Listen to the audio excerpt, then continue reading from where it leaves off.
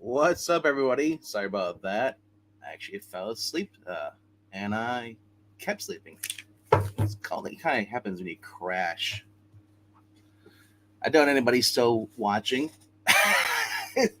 Now that I'm an hour and a half past, but it's gonna be a really short stream tonight.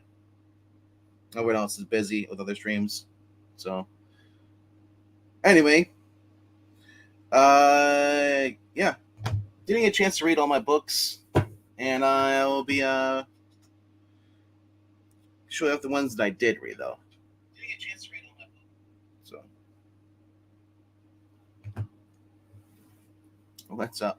Marania, hello to Jay and everyone else. Apparently, it's scared because I have my phone off when I sleep. Yeah. Alrighty. I imagine Brains over on the Guy Love Comics, which is doing a stream right now. Zach can't get away from his girlfriend. He's basically talking to her on the phone. So I told him to join me if he wants to. I got a stack here. The books I didn't get a chance to read that. So, but I also got ones I did read though, which are right here. So got quite a few books plus some back issues. Way too long. Yeah, yeah. I saw LK's over there, so that's cool. I'll probably jump over there after I'm done with this, or maybe I'll go get dinner, late dinner. But it happens when you only have 3 hours near sleep in your body and you're doing other things today. Plus, I just finally just crashed. It's Bankman's ghost. Actually, that'd be Egon's ghost, not Bankman's. But anyway, 1, 2, 4, 5. All right, so I have a top 5 there, and I actually have 8 books that I've read. So let's start off with the books that I did not get a chance to read, but I'm excited to read though. Quite a few. So I picked up Geiger today. Obviously, did not get a chance to read this by going for the B cover. So I couldn't pass it up. That's a really awesome cover. Reminds me of the Hulk when it explodes and it gets caught in the gamma ray. And then you get what if the Hulk and the Skeletor merged? But looks kind of cool. Other book I picked up this week was from Xenoscope. That's my only Xenoscope book of the week. Looking forward to reading this. Liesel Van Helsing and basically Robin Hood forced to work together. It's typical art which you expect in there. The word bubbles, which are the thoughts, the boxes. So, no. Vampires being the enemies. Basically, vampires in New York. A better one than Brooklyn, than the crappy one we got with Eddie Murphy. All right. One of the books I'm really excited to read this week, I'll be reading tomorrow, was Teenage Mutant Ninja Turtles, Usagi Yojimbo. And this isn't done by the creator of Usagi Yojimbo. So it means it'll be a lot better than the crappy crossover we got last time. I prefer more of the 80s Turtles. So I love this art. And so now some of you probably say, well, they're probably going to dumb them down. Actually, they might make the rabbit actually more entertaining. The story should be more entertaining. That's Eric Burnham with Jack Lawrence in the art. And Eric Burnham is usually the one that's been doing Saturday morning Ninja Turtle stuff. So, looking fun of that.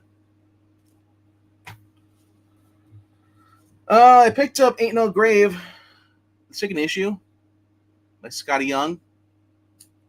The first one was alright, but I wanted to see more of the art and everything's going on here. So you're getting some more Western stuff.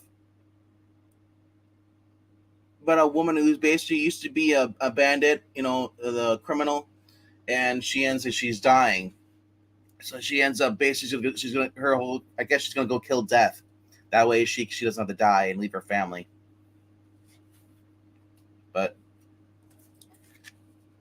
nice little shootout goes in the saloon. Looking forward to this. Poor guy, riddled with bullets.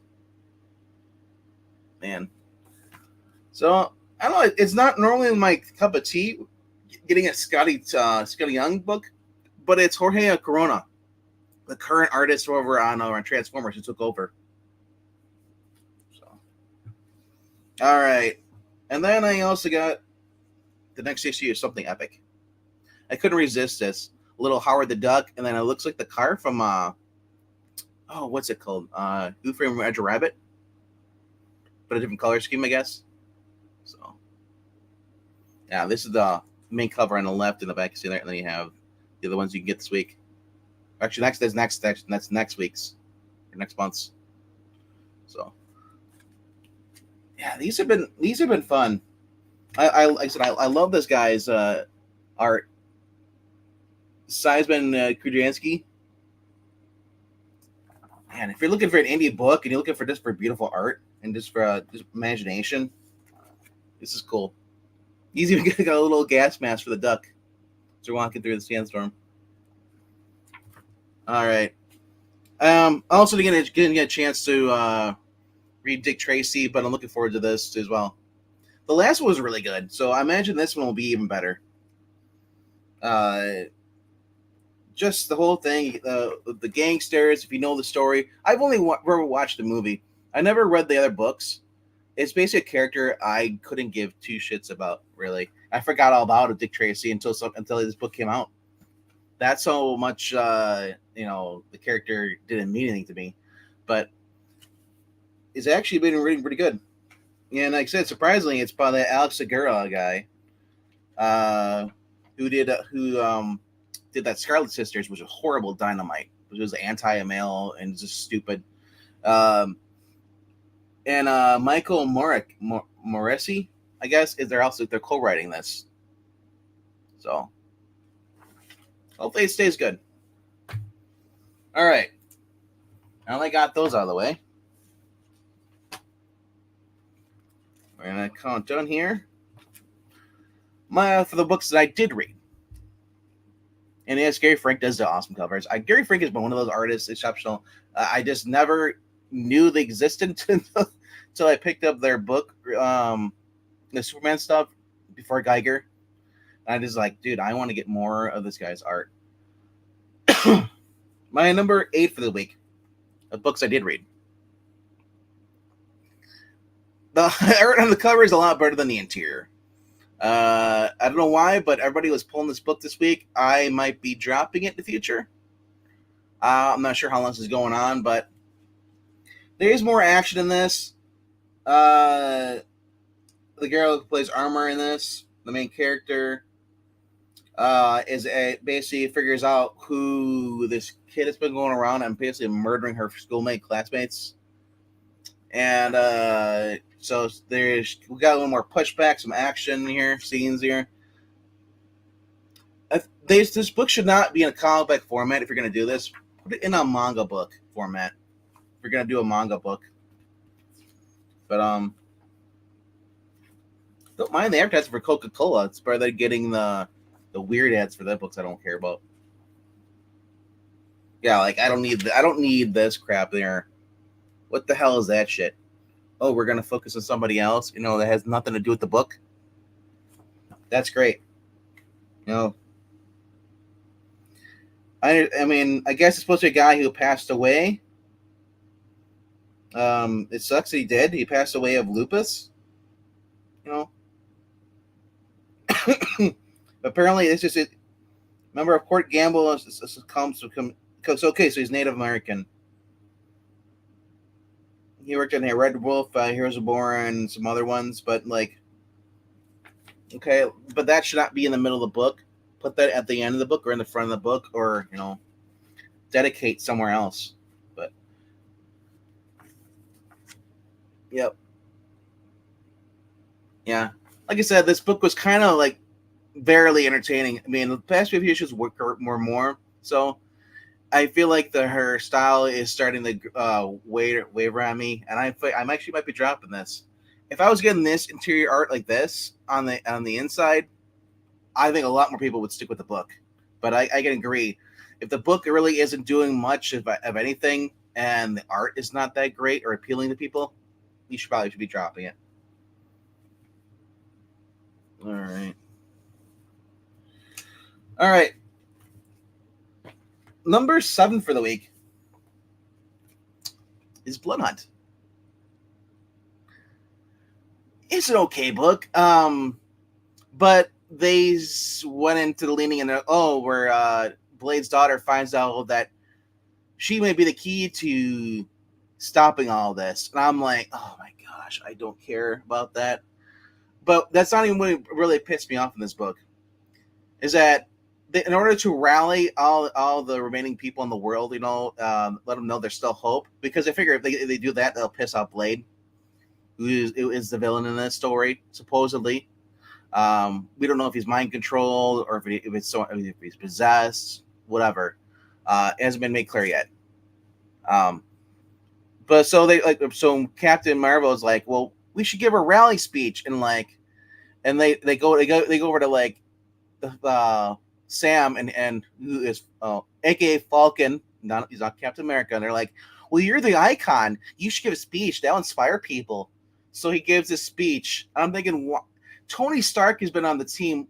He's been an Avenger longer than Sam's been wearing diapers, before he got out of there. Tony should be giving the speech. Or how about you get the real Captain America from the Avengers book and have him do the rally speech? That shit pissed me off. I'm sorry. Sam Wilson is not Captain America. Steve Rogers is Captain America.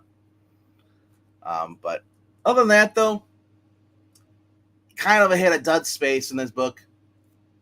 But, yeah. Number 6 for the week is Thundercats. This is actually getting better.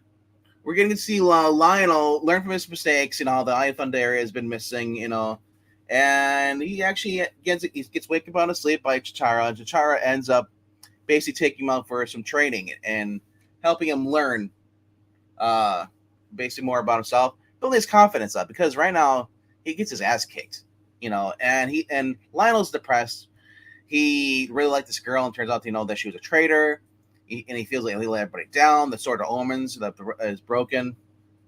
And so T'Challa basically takes him out for training, basically knocks some sense into him. She's like, I realize we look at you and treat you as an adult, and you're still a cub, mentality.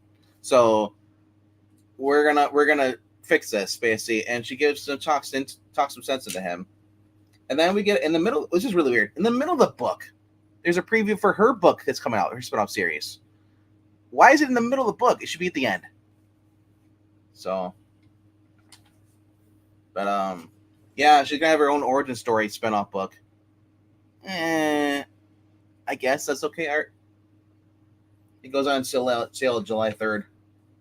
But it is cool though. Getting to see them, and then she also explains the different roles, of not Wily Cat, but I mean as far as Tigra, and then Lionel talks about how but he wanted rather be hanging out with Wily Kit and Wily Cat because they have no sense of responsibility. All of a sudden he's like the leader of everything. He wasn't supposed to be. He was supposed to be their age, goofing off. But then on top of this, we get another interrupting thing with Johnny Quest preview for the book going on sale on August 14th. So now I get 2 freaking books that have nothing to do with this book, the previews, in the middle of the actual story, which I am really just getting annoyed by. But other than that, though, the book's been fine, and it's actually been picking up. It's as bad as the DC Snickers ads that look like the comic. Yeah, I'd rather see a Snickers book advertising here than to see one for a totally different book that has nothing to do with this. Like, if you're going to advertise a book that's coming up, they should put it in the back of the book. But, yeah. And then because it's Dynamite, they show you all the covers in the background. These are all the different variants for this week. But wait, there's more. Marania, as far as the red band covers for Bloodline and stuff, you're paying $1 more. There's 3 out of 5. So and they actually give you more gory scenes in the book. So basically, you're paying $1 more for what you should already be in the book. If it's about vampires, remember back in the day, I think it was the 2000s, early 2000s, whenever they showed like it was a Blade comic or something, or somebody's guts to be ripped out, like the Garth Ennis books, especially Punishers, so that we were used to it. They should not. I understand that they're putting out explicit content because, in a way, it is a gimmick, but also in a way, because I think a lot of the people that are current readers today are not the same ones that are like what I or even you guys were reading back in the day. So I don't know who they're aiming to in all this. They're catering to it, but they're trying to cater to the people who are, I guess, don't want to see blood or guts. So I don't know. Basically, I guess they're catering to the people who like the current Boys TV show, but want nothing to do with the comic book because it's too icky for them. But for $1 more, it's like getting a variant. But I don't know. Other reason I'm keeping mine sealed in a poly bag. I'm going to be probably sell them at the end of this, at the done of it. So, yeah, you're getting a fancy bag, some more blood, but yeah. All right, number 5 for the week. Yeah, Spider-Man: Shadow of the Green Goblin. Yep, had fun with this book. It is a little. No, there is something I have to nitpick about this. So we learn from at the last issue. If you're not following this, it's kind of a spoiler from last issue. You didn't read it, but Harry's mom basically is alive. We found out in this book that she faked her death to get away from Norman Osborn because she said to her husband, they're retconning Norman. None of us, we don't need that as crap, but they explain why she's alive. She got along with Norman, at first, they got together, and she's like, well, your father's, and Harry's all drugged up this whole time, but she's explaining how Norman was kind of abusive, but he kind of bipolar, I'd say. They got married, he was romantic, and she says how he kind of manipulated to marry him, but he, one night, after, because they both had alcoholic fathers that were basically abusive. So they are retconning it. So I don't really know how I feel about this. I mean, Norman's a villain. He'll always be a villain to me. I don't care what you try to do to redeem him being a villain. But they blame it on the goblins. Apparently, what's always been is that like the goblin serum is what made him go crazy and become a master villain. This is hinting that he had trouble past before this, so he already was plagued by demons, and that the serum brought out the worst in him. And after she had gave birth to Harry, and basically he never hit her though, but he basically one minute be kinder, and next minute he'd be abusing, verbally yelling at her. So basically, she was gonna sneak off with Harry, but then she couldn't though. Because it says she's like, what did she say here? She says, all I had was you, and basically, and for a time, that was more than enough. But when your father's emotional cruelty took other darker forms, I couldn't bear it anymore. I begged Norman for a divorce just to try to leave me, to take Harry. He says, just try to leave me to take Harry. He said, with my wealth and my power, influence, you can rest assured I'll destroy you. So she says, I hatched a plan, a trip to Switzerland, exclusive spa, a fiery car accident, the body inside appropriated from a local medical student or local medical school, burned beyond re-erection. It's I don't know. It's just like, so basically she says like, you need to go kill the guy, the goblin guy who basically Norman experimented on. If you want my cure, you have to go kill Norman now. Meanwhile, in the book here, Peter Parker has been going off on a rampage here. We're waiting for excuse to basically to take up some bad guys. So I forgot, this is only a month after he basically lost, Uncle Ben was killed. So him and May aren't really talking. she's upset that because he came back in, he got a fight the last time he was a Spider-Man with the big prototype Goblin guy on the cover, the big red dude. So he bruises, and so she kind of like snapped at him, and he, Aunt May's kind of. They're both grieving, but they're not talking. So he's just waiting for an excuse to beat up on people, and crazy. It's like we're getting Superior Spider-Man. We're just very angry Spider-Man. He goes in, tries to talk to her, and she kind of just leaves the room. He apologizes to her, and just, yeah. And we see a little them retconning Norman, saying he's been plagued by this Green Goblin mask even before the Green Goblin serum. So, yeah. Thank you, Ash. I love you too. Is this version at least as good as the Ultimate version of Spidey? Well, so this is Norman Osborn, basically his life before he became the Goblin, and Peter Parker is a month after Aunt May, or Uncle Ben dies. So it's a J.D.M. DeMatteis kind of creating his own story in that period before Peter Parker meets Harry Osborn and meets Gwen Stacy.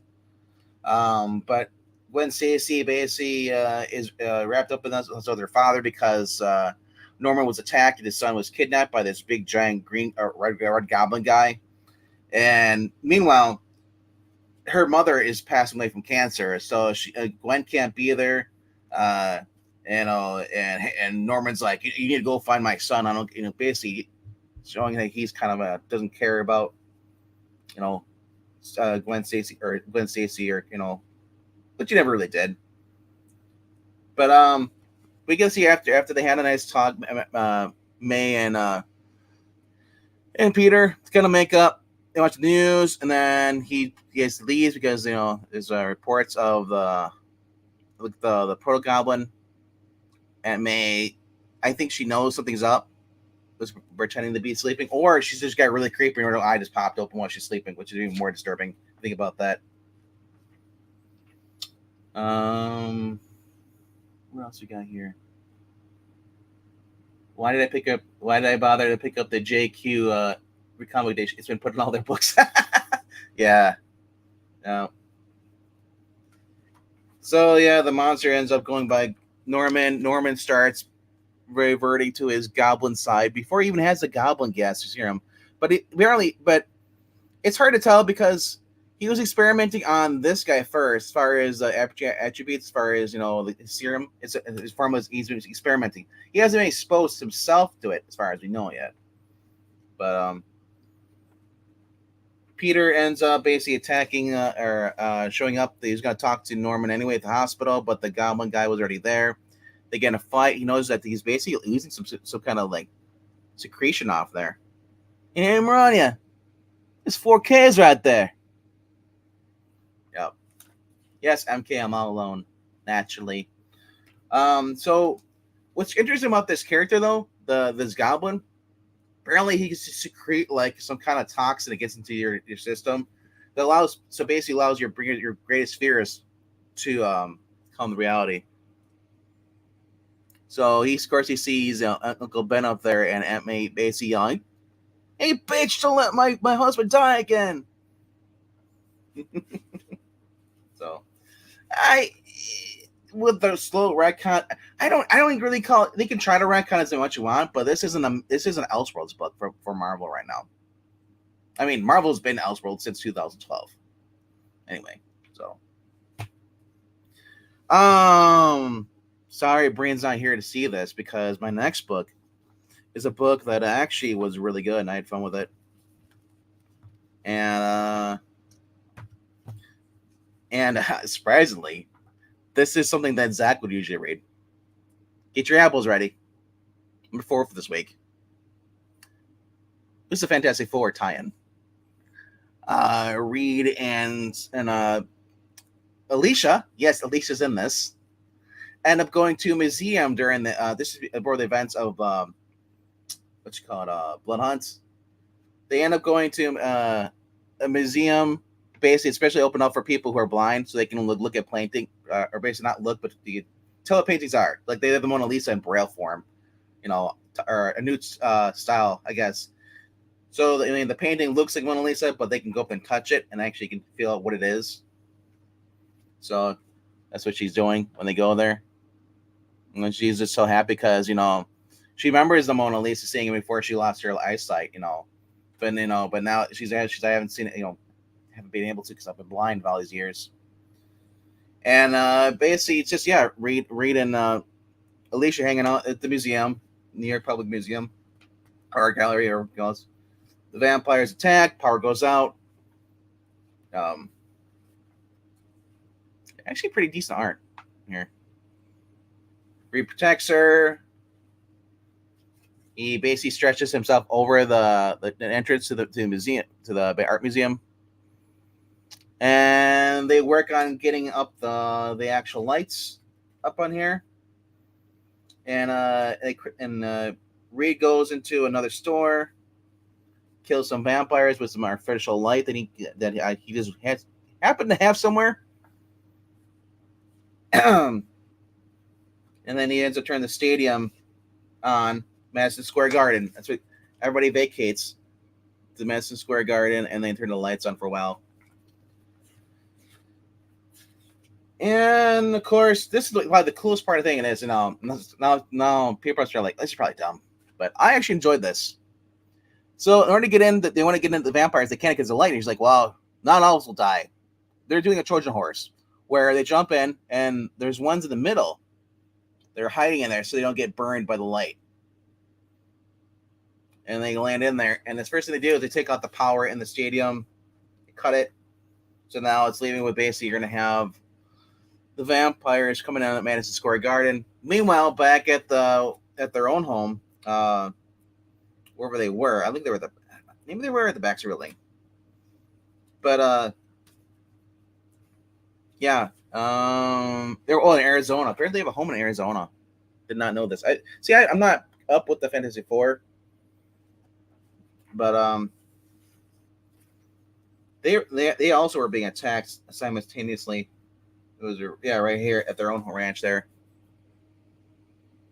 So basically, I barely did not know this, but they have a adopted kid apparently for the Thing and Alicia. They adopted a little squirrel kid.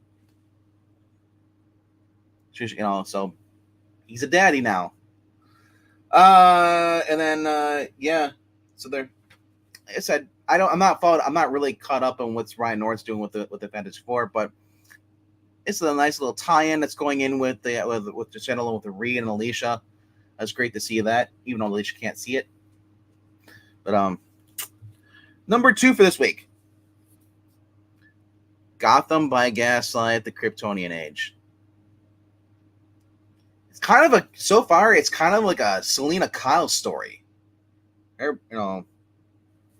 She plays this character called the Widow, and she's basically been going around, and she's gonna steal something from the Wayne Foundation. Basically, they're throwing this nice ball, and they have this ring, kind of almost looks like a Green Lantern ring, or maybe it's kryptonite. I'm not sure what it is, but it's on there, and she wants to steal it. But you get a short little introduction. Origin story for Martha and Jonathan coming across the meteor strike and the rocket strike where basically Clark arrives, and that's it. Really, I mean, all I know is that we found a ship here, and then the Native Americans witnessed it, or Indians, whatever you prefer. It's. So Selena goes in there. It's following Selena's stuff for the most of the story, which I think will change by the second story. But she basically goes in, poses as Selena Kyle. She's got the costume on there. She brings in her young friend, her assistant, and they end up trading places. So basically, it looks like Selena Kyle is still in the ball, but she's actually going to go in the gallery part and steal stuff. But your friend doesn't care because she's like she gets to sit there and eat food. But here's the ring, and it kind of looks it has a Green Lantern ring. So I'm not sure what's going on with that, but it also looks like At first I thought it was a kryptonite ring.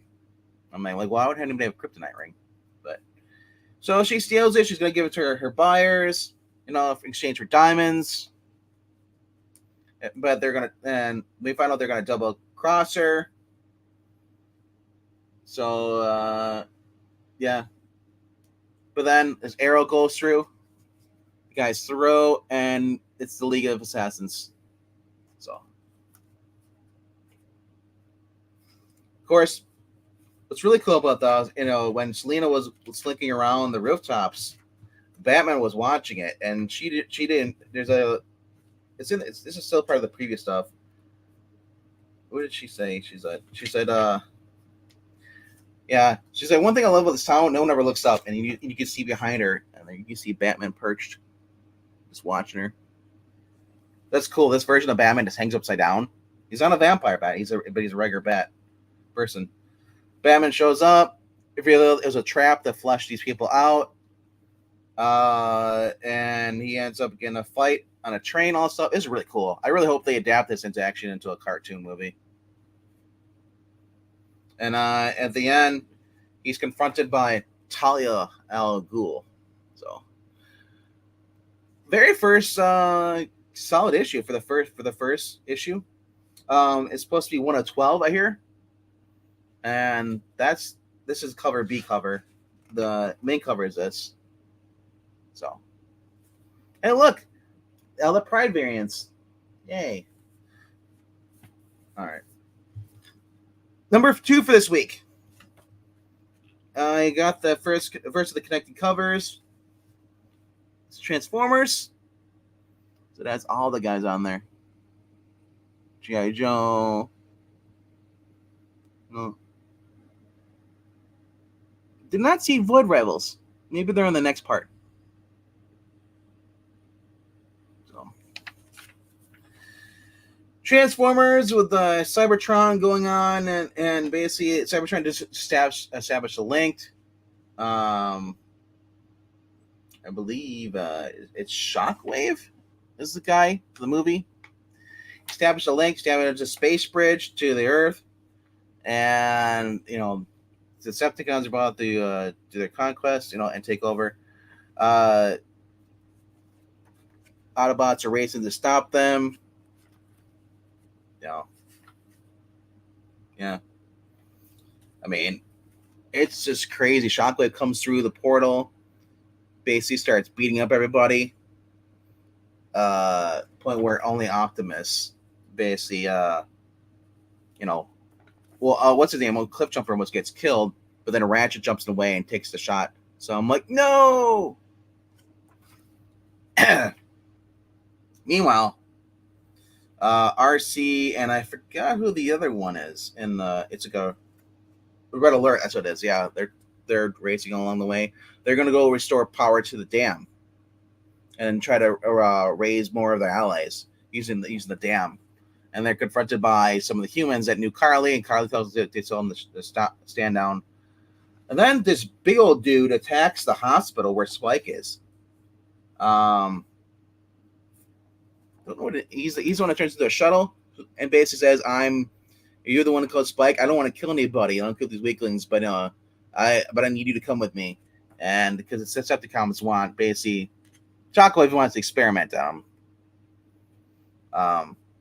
Shockwave basically kicks the crap out of Prime in this issue. It is crazy.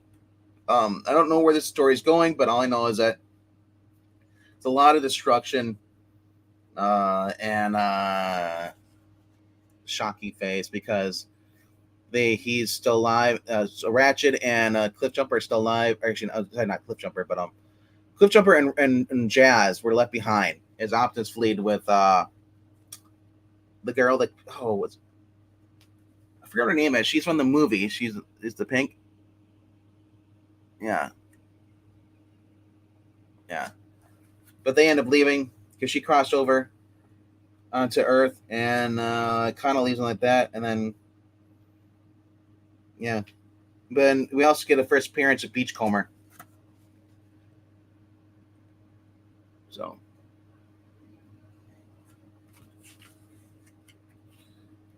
and that's, I mean, yeah. The other one is basically like, now this is a cool thing too. If you're a GI Joe fan, they have on Kickstarter for a while. I don't know if it still is up there, but you can get all of Larry Hama stuff in compendium now, or omnibus form, and you can decide: do you want to be Cobra or do you want to be GI Joe? Yeah, dude. It's been a fun series as far as Transformers goes and everything. Let's see here. Undead Quinn says you got some books here too. What do we got here? I'm guilty. I'm guilty of paying more nudity on the covers at times. Oh, you like those Virgin covers? Um, what we got here? I hate Fairyland number 15. Gert is turning into Gertzilla. Sounds crazy. Transformers number 9. Yep, I just reviewed here. More betrayal, death keeps you on your feet, but will not about survive. Yep. Weatherman number 6. Never even heard of that. The end is near for the Weatherman actions, dude. All right, number 1 book of the week though is Green Lanterns. Starfire Reunited at Last. This is Green Lantern number, I believe, number 12. Starfire does show up. The rest of the lanterns end up getting captured. Just when everything's all bleak, as Hal left, fleeing Oa, he's gonna return to Earth, and he's about to get destroyed. But then, well, Sapphire shows up and tells him to leave him alone now, and she basically wipes out a bunch of people, and they end up teleporting. I forgot that she has that power to teleport. And they basically end up going back to Earth, to his trailer, and basically Hal is really badly injured. It's revealed that basically that this main bad guy has been working with Waller this whole entire time, because Waller, you really want him to be everywhere, and I just don't care about Waller. Hey, what's up, Great Legend? Great to see you too, man. Yeah, I don't care for Waller being everything, But I guess Waller had made a deal with the main bad guy at Theros, back in the day. Like, you scratch my back, I'll scratch your back, whatever. And he wants her to basically to go get Hal Jordan by any means. And they talk about the Kryptonian, not the Superman story that's going on, like I forget what it's called, Absolute something, or I don't know. But we get this, and a lot of fans are at least some people were upset.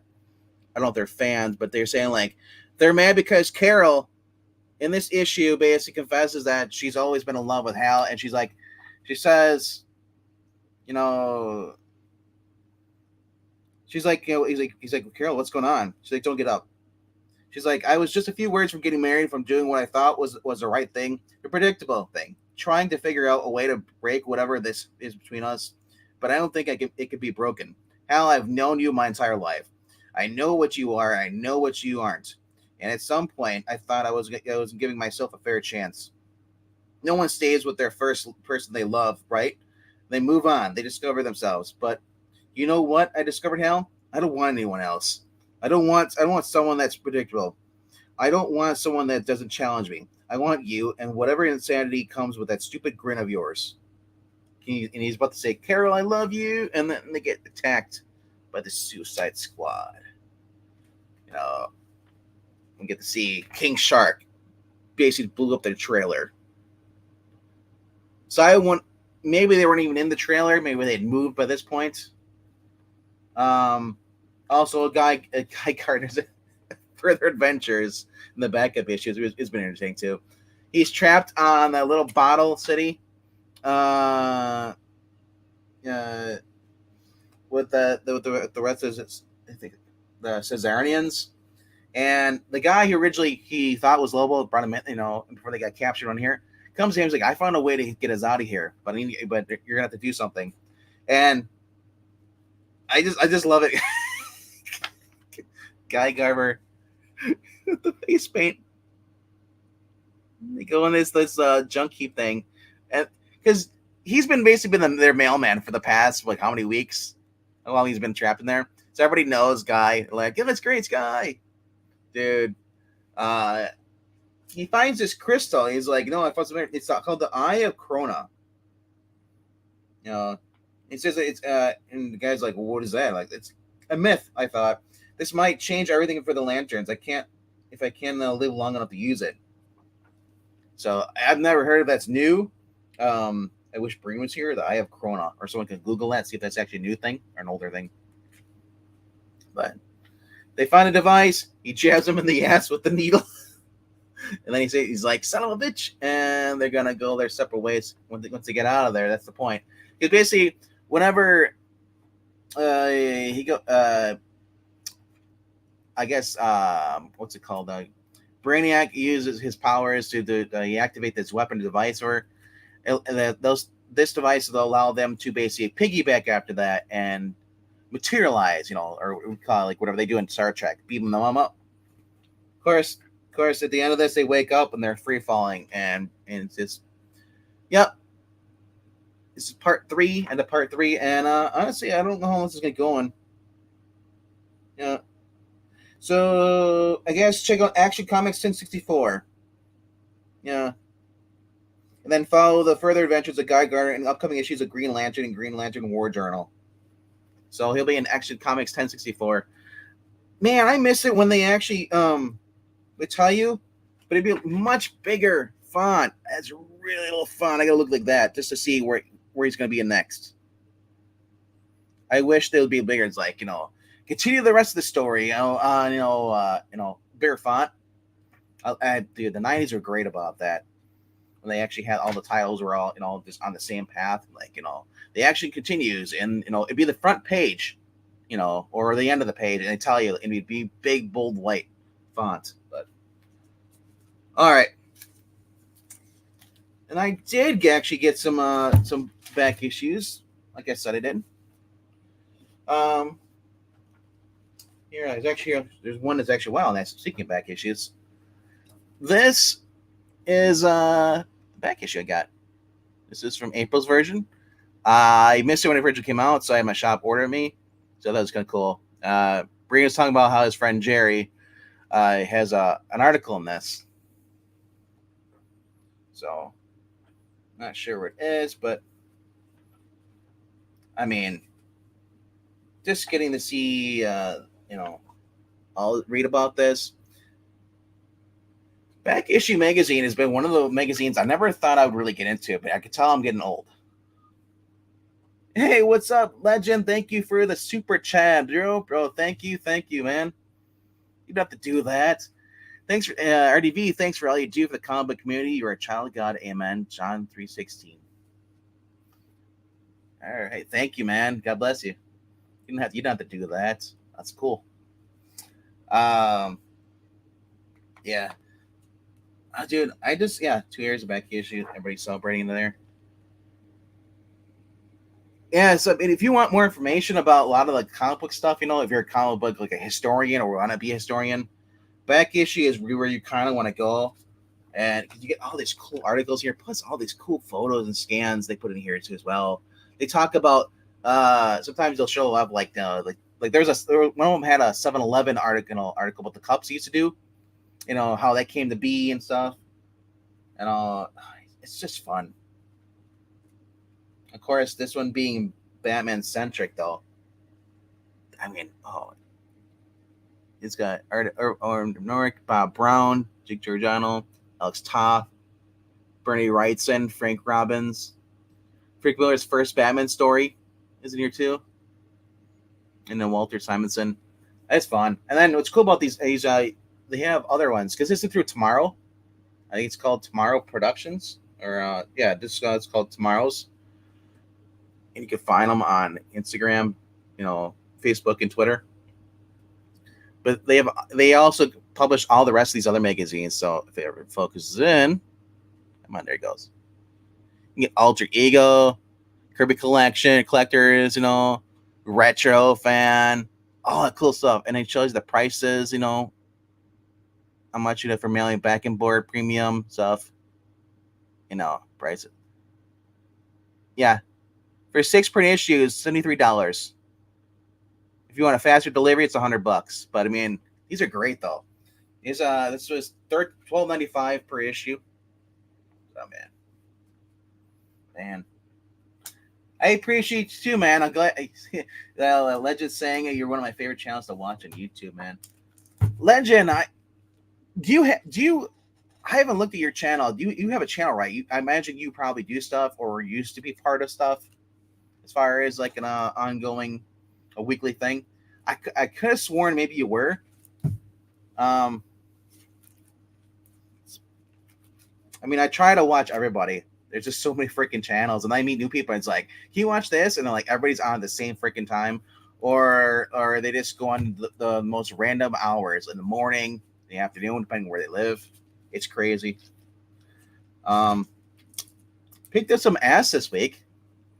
Got some All-Star Squadron, annual number 2, with Infinity Inc. backup story. So. At this time, I don't see Power Girl on the cover, so I was kind of disappointed. Get some nice Roy Thomas and Jerry Ordway working on this too as well. It's just fun. Made a video a couple nights ago, but it was like 2 a.m. live video. That's how it goes, bro. Like, yeah, it's random 2 a.m. lives, man. You must be not be able to sleep or something. Or you just decided to do it that time. All right, got some more All-Star Squadron right here. Number 16. So it looks like Commander Steel, I imagine that's in there. But, yeah. Dude, I miss these. Like, if you're going to have a UPC, go to the UPC and put this on here. This advertises, we know, DC, where the action is. Hey, we're all DC. We should advertise in DC. Put the UPC in the back of the book. Screw retailers. They can take the book out of the back, and scan it if they want to. A lot of current comic books do that. I know Xenoscope does that. Dynamite. They put all their UPCs on the back of the book. Get some more All-Star Squadron here. Kind of skipping around. Never really collected All-Star Squadron. I have a few, but they're so random. But I enjoy the ones I do pick up. And I just love the covers. That's just great. Kind of looks like Puppeteen a little bit. I'm on our channel here. Or the Puppet Master. Yeah, get all the heroes and stuff in here too. That's great. Showed a CBS haul of a variety of a Golden Age. Oh, dude, St. John, Jubilee, and Fawcett. Now I gotta go check that out, bro. After this, I'm in here right now to go check out your video. I love Golden Age, man. And to get to see people actually have Golden Age, I'm just like, dude. I think you probably had the most Golden Age that I've seen that YouTubers have. Got the JSA Christmas issue, number 55, Jeff Johns. We read this on the channel too. But see, okay, it's marked by that stupid UPC on there. It's like, get rid of the UPC. I just want, if you're gonna do a pinup cover, don't put the UPC on the cover. And then I was looking at the back of these too, the older books. Whatever's being advertised. Those are always little time capsules too. Like, oh, that's what was being advertised at the time. All right, and then, since we were talking about Guy Gardner earlier in the Green Lantern book, whenever I see these, I have to pick them up. I probably have like 3 or 4 of these now. Probably put them away in storage, but for $1. Where Batman basically, it's the One Punch issue, where he punches him.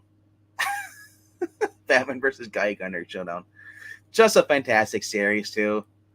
A gift and demand. I know, right? I love it. The big cheese on there. You got Martian Manhunter, Guy just ready to, knocks block off.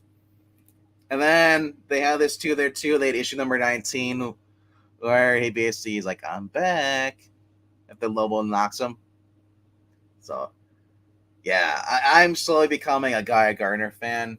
Um, I've read his book in the past. It was called Guy Gardner Warrior or something like that, where he was a Red Lantern or something. That book was I liked it, but I mean, it was okay. Then there was like there's one issue where he gets turned into a jick by this demon guy. I was like, this is like Gal Gardner Warrior. Yeah, but that's it for my back issues for that. Let's see here. I did pick up another trade though this week, which I'm gonna go in. And since Marvel has been doing their vampire story, I figured I'd just go back and get the actual vampire story with Doctor Strange Epic Collection Vampiric Verse with Roy Thomas and Butch Guice. This is it's from 1990 to 1991. And so, well, it says the return of the vampires. So it means there's actually were vampire stories before this, before the 90s, which I got to figure out where they are because I want to read those. But oh, I just love the art in this book too. Here, let me show the beginning. Oh, it is just great. So it collects Doctor Strange, Sorcerer Supreme, number 14 through 33, and then Ghost Rider number 12. Yeah. I believe this is Guy's art in the beginning here. Yeah. Says Doctor Strange once white bloodsuckers from the face of the earth, but now they rise again, beginning with one very close to Steven. Brother Voodoo has the answer for the problem. Zombies. And what is Zom? I think I've read a story with Zom. He had his own Marvel spinoff in one of the feature or something like a Marvel Spotlight Marvel feature. Dude. But getting these, and I'm getting these books half off too at my shop because one shop wants to move his trades. The other ones they have like older ones in there, but they keep these epic ones at full price. So, which is $40 full price, but I paid well like half of that. So, but yeah, I don't care what page you open up to, the art is just great in here. So, back when Steven Strange was more Vincent Price, and then yeah, this must be the Ghost Rider story. Yeah, number 12. He's got that porn stash going on there. Yeah. I don't really collect a lot of epics. You know, of course, and then the art gets kind of like a little different here.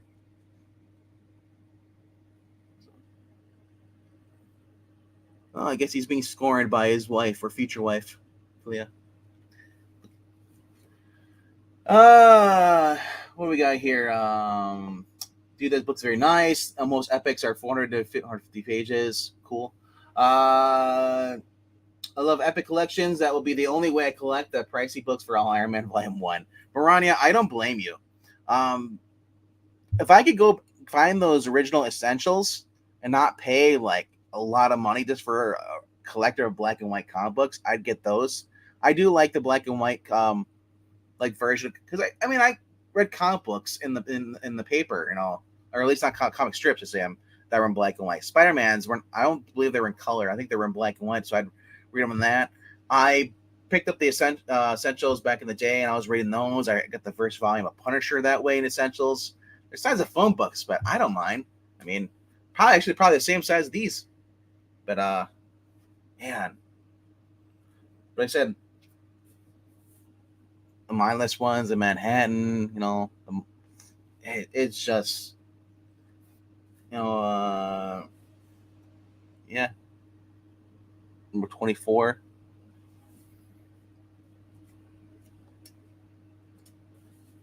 You know, Dormammu.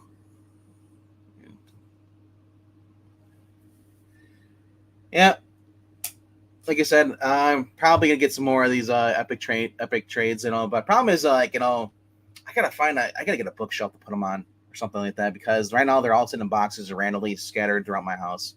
So they're somewhere upstairs, somewhere downstairs, and and then there's stacks like these. Like I got stuff over here, and I got stuff here, stacked up, got stuff behind me. So, and I got about 1, 2, 3, 4, probably about 12 boxes in here, short boxes, and I have probably like 12 more upstairs. And plus I got some long boxes too. But yep. But that's it for this week. Apologize for starting late. I did oversleep. I just crashed because I couldn't stay up any longer. I was doing other nice stuff today, and yeah. I vaguely recall. I think I did wake up at 6 tonight. My alarm clock is 6 Central, and my eyes are like, it's like, oh, the phone's going off, and I hit the button. I'm like, all right, I'm going, and then I just crashed again.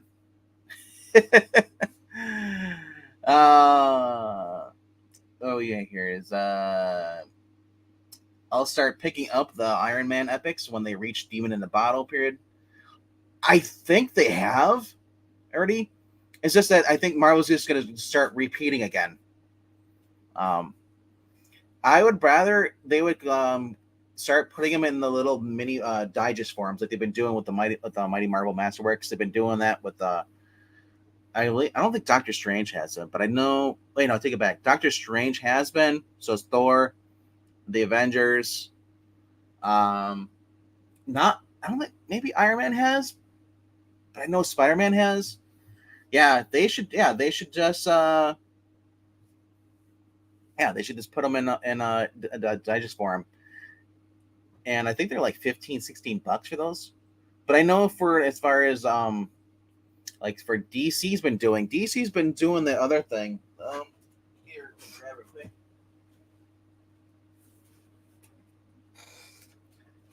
DC's been doing the Court of Owls diet. No, and then some of the other ones, the little digest books for $10. This is a 1 through 11 here. Collects all of them. Scott Snyder's and Greg Capullo's little story run they had here for $10. And what did I do with it? I think it's right here. So here's the size of the epics, and here's the size of the digest. So you can tell that there's quite a size difference.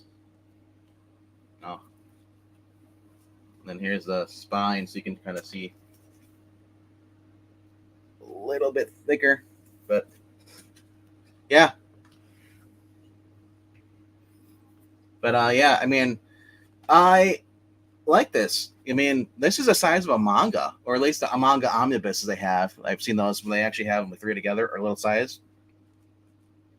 I think this will appeal more to kids. $10. If this stays $10 and they keep putting out titles I want, like I guess they're going to be doing Hush, according to the back of the book. They got Hush here by Jeff Loeb, Jim Lee. It's going to come on this August. And then in September, it's going to be Joker by Brian Azzarello with Leah Baramel. And then American Vampire Book 1 by Scott Snyder and Stephen King, Raphael Albuquerque, or Abiquiu. That comes on October.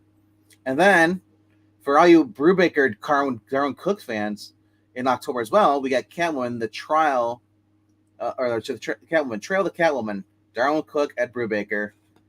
Shows them these are all going to be collected, coming out in digest form. Compact Comics it should be the future of DC. They should capitalize on their back issue, especially ones that have never been collected. DC has a horrible thing where they like to do collect maybe the first volume, and then that's it. And the rest of the issues don't get collected in the second volume.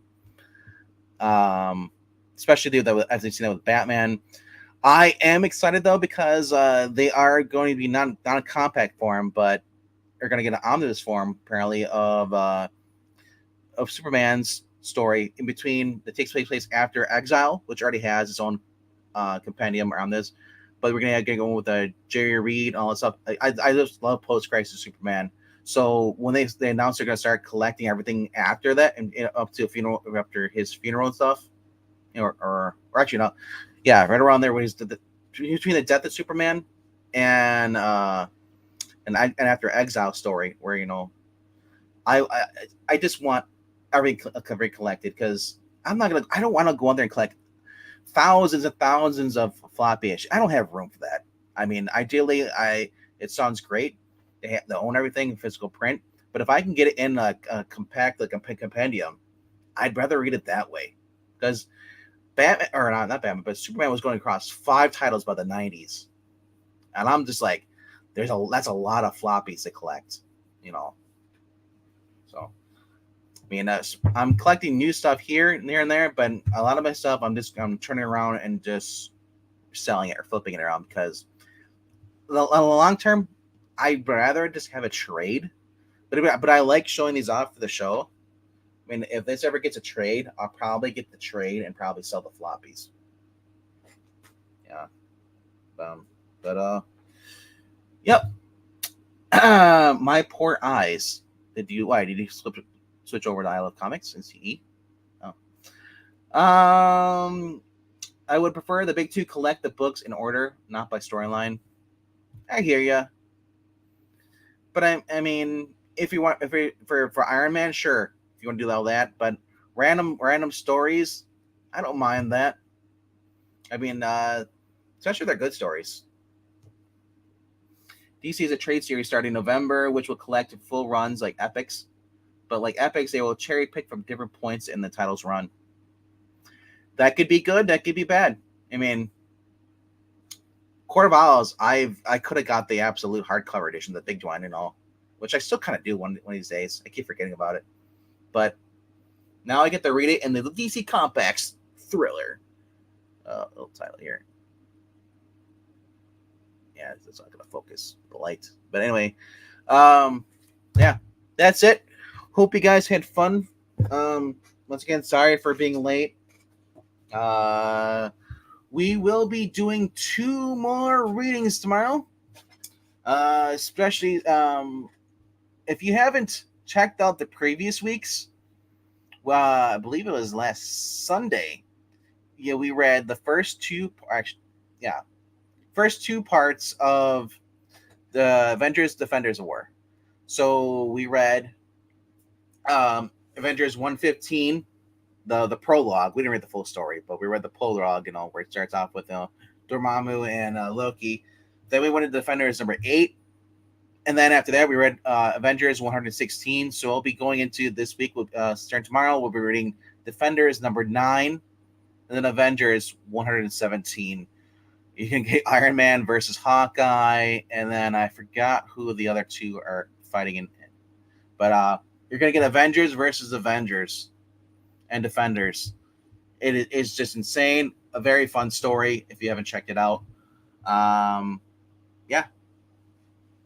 Alrighty, kids. You know the drill. If you like this, leave a comment, subscribe, all that fun stuff. Or you can do what the great legend did and donate money on here on the super chats. Yes, we're so happy to have super chats enabled again. For whatever reason, like we had them and then they took them away. I'm like, I don't know why, but then we've had Puppetine went. He basically just refiled everything. They gave him his code key, whatever. All you do when you get paid and over, put it in there, apply it again, boom, we're monetized for super chats again. But I love it though. We are growing steadily, not as fast as I want to be, but I think right now we're at 400 not 400, 624 for current subscribers, and it's gonna be nuts once we get to 1,000. And like our goal is basically to have fun, but I mean, if we can keep growing, if it's a channel, I doubt we'll make enough to really impact our lives here. But it's always cool to be monetized by YouTube, and YouTube kind of pays you for AdSense, whether it's a quarter or $1. I mean, that's something we can steadily just put into towards our StreamYard bill that we pay for this. It's we did the yearly locked in StreamYard bill. And then everything else is basically the money you guys donate is going to go towards me for Comixology, so I can keep buying comic books that we use on the channel here, read off of. So Alrighty. All right. That's it.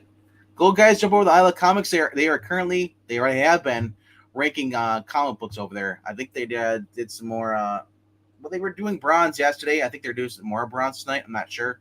I'm gonna go hop over there if they're still live. Yeah.